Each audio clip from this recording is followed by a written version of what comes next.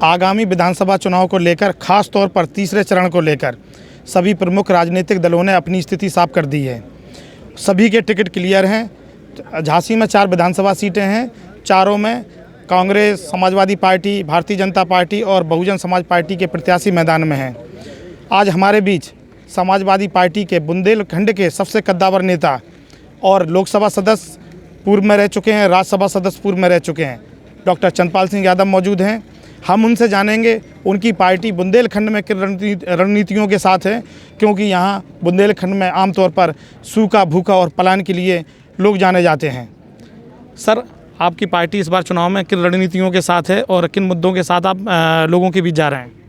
देखिए, मुद्दे साफ हैं कि जो पिछली सरकार थी, जो 2017 से लेकर के 22 तक जो चल रही है, निवर्तमान सरकार है, उस सरकार के कार्यकाल में बुंदेलखंड के विकास के लिए कोई जो है काम नहीं हो सका।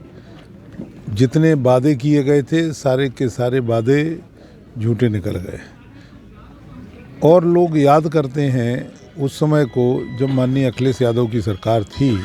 उस सरकार में जिस तरीके से बुंदेलखंड के विकास के लिए तमाम योजनाएं चलाई गईं, तमाम विकास के कार्य किए गए, लोगों को जो सुविधाएं सरकार की योजनाओं के माध्यम से मिलना चाहिए, बखूबी उनको मिलती नहीं। इससे लोग उस समय को याद करते हैं। और हमने तो पूरे प्रदेश स्तर पर समाजवादी पार्टी ने ऐलान कर रखा है कि हम किसी भी जो है पूरे प्रदेश में 300 यूनिट बिजली हमारी फ्री होगी।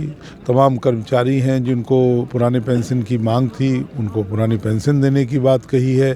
तमाम जो है जो शिक्षा मित्र, प्राइमरी टीचर्स की नियुक्तियों पर जो तमाम दिक्कतें खड़ी की गई, उन दिक्कतों को जो है समाप्त करने का ऐलान हमारे राष्ट्रीय अध्यक्ष जी ने किया है।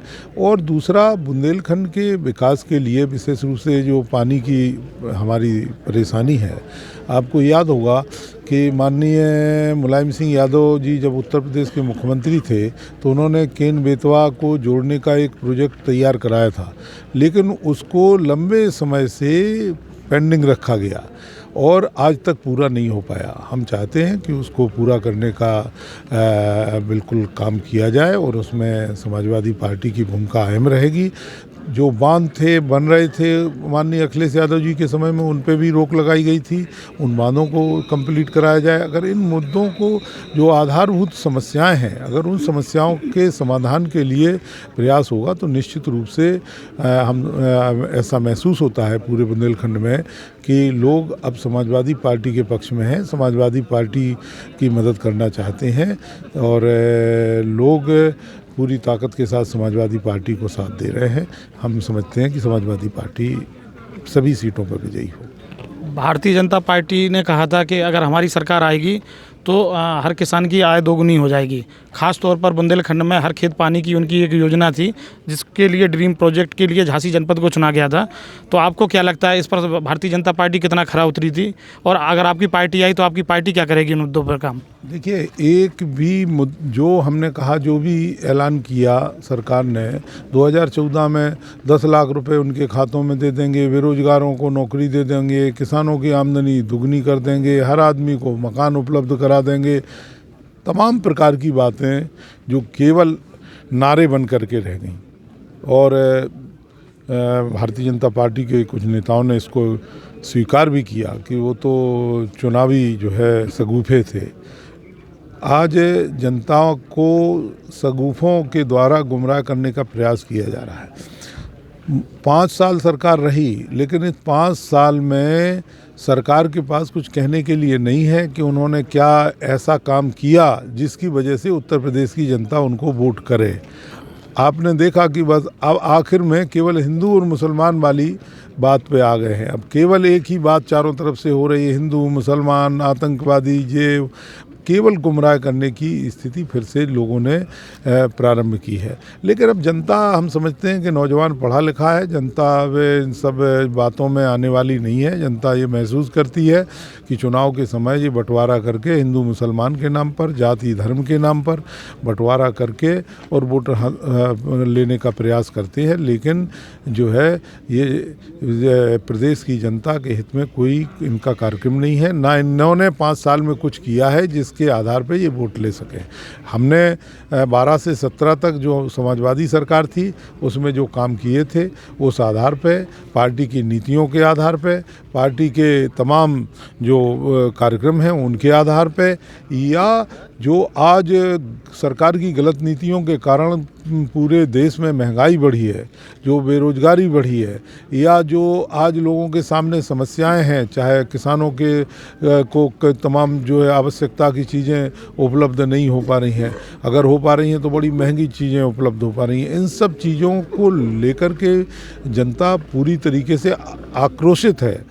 सिलेंडर इनको दे दिया गया कि उज्ज्वला योजना के अंतर्गत, लेकिन उसकी जो गैस की कीमत जो है दिन पर दिन बढ़ती चली गई, आज 1000 रुपये तक पहुंच गई है। इन परिस्थितियों में जिनको सिलेंडर दिया गया था दोबारा वो सिलेंडर भरा ही नहीं पाए, उनके पास पैसे ही नहीं हैं।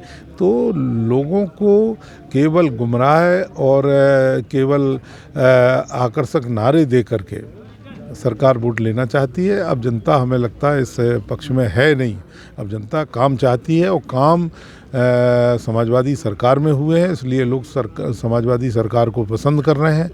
अखिलेश यादव जी के नेतृत्व में सरकार बनाना पसंद कर रहे हैं। हमें लगता है कि निश्चित रूप से सरकार बनेगी। बुंदेलखंड में 7 जनपद हैं और 7 जनपद में 2017 के विधानसभा चुनाव और 2019 के लोकसभा चुनाव में आपकी पार्टी ने हार का मुंह देखा था और लगभग दूसरे नंबर पर रही थी, जबकि भारतीय जनता पार्टी के सभी प्रत्याशी जीते थे। तो आपने बुंदेलखंड को बहुत बारीकी से जाना है, तो ऐसी क्या कमियां रह गई थी जो बुंदेलखंड में आपकी पार्टी दूसरे नंबर की पार्टी बन गई थी, और इस बार उस अंतर को आप कैसे दूर करेंगे? देखिए, है क्या, हमने वही बात आपसे कही कि जो पहली बार जो नारा दिया इन लोगों ने, उन सब बातों को लेकर के जनता भ्रमित हो गई। जनता ने कहा कि हो सकता है कि इनकी बातों में सत्यता हो तो हम इनको भी देखेंगे, और उस समय हवा चली। दूसरा, ये भी आपने देखा कि उस समय मुख्यमंत्री बनाने के लिए विभिन्न जाति के नेताओं को अलग अलग रूप से तैयार किया गया कि कुशवाहा समाज के नेता को मुख्यमंत्री बनाएंगे, पटेल समाज के नेता को मुख्यमंत्री बनाएंगे, ब्राह्मण समाज के नेता को मुख्यमंत्री बनाएंगे, तमाम प्रकार के। और उन तमाम जातियों को कहते ज़रूर हैं कि जातिवाद का विरोध करते हैं, लेकिन ये सबसे ज़्यादा बड़े जातिवादी है।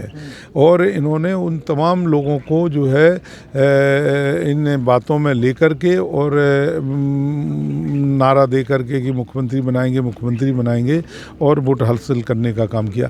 लेकिन इसके बाद पोल खुल गई और मैं समझता हूं कि इस पोल को खुलने के बाद अब लोगों ने ये महसूस कर लिया है कि ये बिल्कुल झूठी बातें हैं, झूठी बात करने वाले लोग हैं, इनकी बातों में कोई सत्यता नहीं है।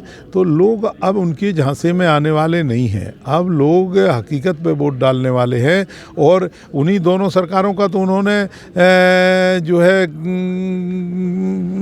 तुलना की है कि 2012 से 17 तक और 17 से 22 तक दोनों सरकारों की जब तुलना की है तो उस तुलना में 12 से 17 तक की सरकार बेहतर समझते हैं लोग, और उसमें ये समझते हैं कि इनको जो है मदद करके इनकी सरकार बनवाना चाहिए। इसी से लोगों को राहत मिल सकती है, इसी से लोगों को मदद मिल सकती है।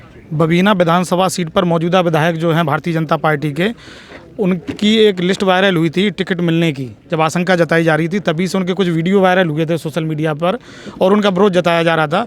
ऐसे में आपके प्रत्याशी यशपाल सिंह यादव हैं, तो आपको क्या लगता है कि वो वीडियो जो वायरल हुए हैं, जो लोगों ने विरोध जताया, उससे यशपाल सिंह यादव का जो चुनाव है उसमें कितना फ़र्क पड़ा? देखिए, ये अब व्यक्ति के चरित्र पर निर्भर करता है, उसके काम पर निर्भर करता है। उन्होंने जो काम किया है पिछले 5 साल में पूरे क्षेत्र की जनता जानती है। कि केवल थाना कचहरी के अलावा कोई ऐसा काम नहीं किया कि किसी को आधारभूत कोई सुविधा उपलब्ध कराई हो, कोई किसी से जो है किसी की मदद करने का काम किया हो। उन्होंने हमेशा लोगों को जो है गुमराह करने का काम किया, लोगों को थाने कचहरी के माध्यम से प्रताड़ित करने का काम किया। इसलिए जो है लोग खुद ये जवाब दे रहे हैं, हमें जवाब देने की ज़रूरत नहीं है, उनने जो किया होगा वो पाएंगे। आपके बुंदेलखंड में जालौन एक सीट आती है, वहाँ से मौजूदा विधायक का खदेड़ा हुआ है, तो आप उस पर क्या कहेंगे, जो बीजेपी के विधायक हैं? अब वो तो सभी का हम समझते हैं कि बुंदेलखंड में नहीं पूरे उत्तर प्रदेश में खदेड़ा ही होने वाला है। आपको बताएं, जो इन लोगों ने 5 साल में किया है वो लोग उसको याद कर रहे हैं। बहुत से लोग ऐसे हैं जो बेचारे झूठे मुकदमों में फंसाए गए हैं, उनको जेल में डाला गया है। यहाँ आपने बबीना की बात की थी, बबीना में एक पाल समाज का एक नौजवान था जो थोड़ा राजनीति में अपना सक्रियता के साथ भाग ले रहा था, उसको प्रताड़ित करने के लिए एक फर्जी मुकदमा लगवा करके जो मुद्दई जिसके नाम पे लगाया गया वो मुद्दई खुद बयान दे रहा, सोशल मीडिया पे चिल्ला के कह रहा है कि केस झूठा है, लेकिन उसके बाद भी जो है ज़बरदस्ती जेल में डाला हुआ है।